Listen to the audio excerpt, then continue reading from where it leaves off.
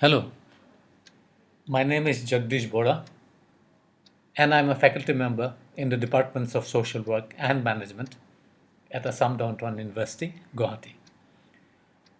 My specialization is Human Resource Management, and I'm glad to be here today to take you through the subject of labor welfare. Now, in the last lesson, we had discussed about the concept of labor welfare, which is dynamic in nature, and also the various features of labor welfare. Today, we shall study the scope and classification of labor welfare.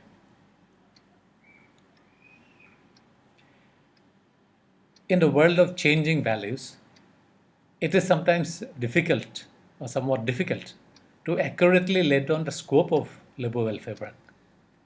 However, some of the items are given below. Number one, conditions of work environment. A. Inside the establishment, sanitation and cleanliness and provision of proper temperature, humidity, ventilation, elimination of dust, smoke, fumes, and gases inside the factory. B. Provisions of urinals, lavatories, washing facilities, gardens and road, canteen services, etc. These are just by way of example. Number two, workers' health services. A. Dispensary and health center. B. Women and child welfare. C. Recreation and reading rooms, libraries, schools, cultural programs, etc.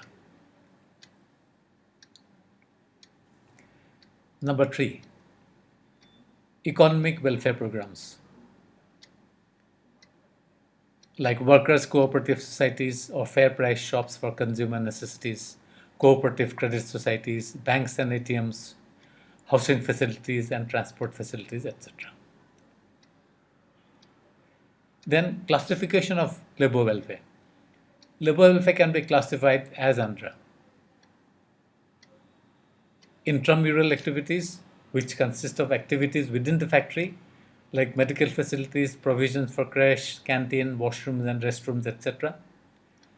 Number two, extramural activities, which consist of services and facilities provided outside the factory or establishment, like housing, schools, playgrounds, recreation centers, hospitals, libraries, auditoriums, etc.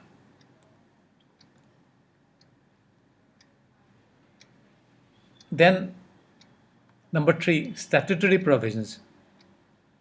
That is, welfare provisions that have to be provided as per the various labor laws, like the Factories Act, the Mines Act, the Plantation Labor Act, etc.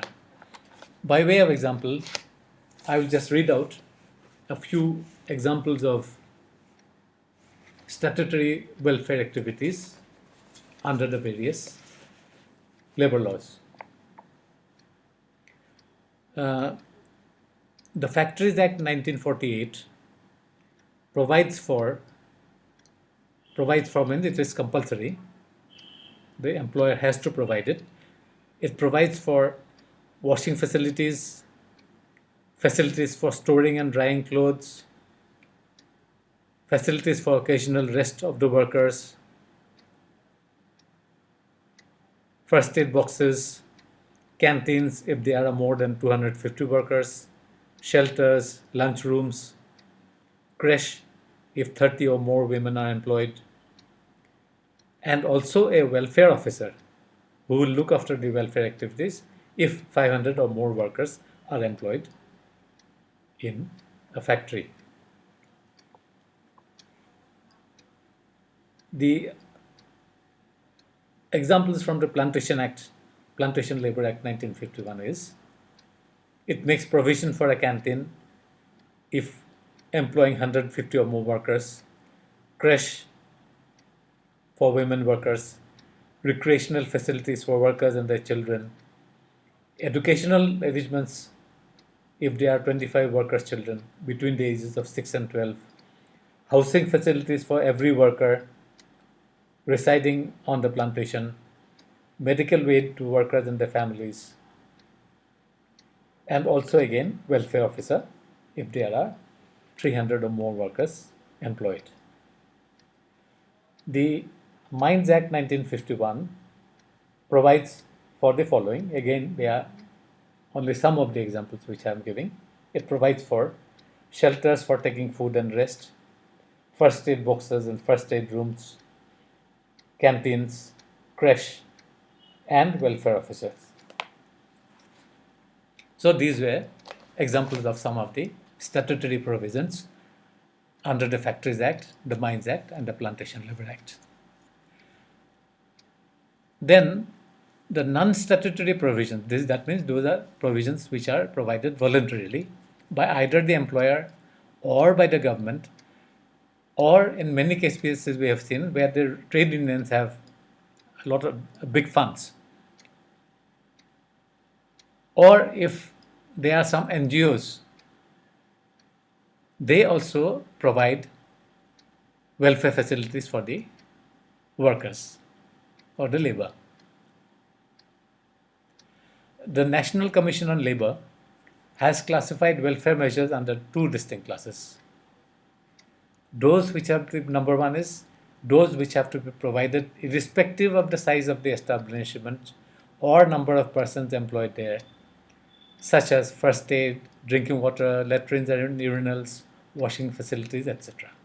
And number two, those which have to be provided subject to the employment of a specified number of persons, which we have seen earlier, such as canteens, restrooms, creche, and appointment of welfare officers.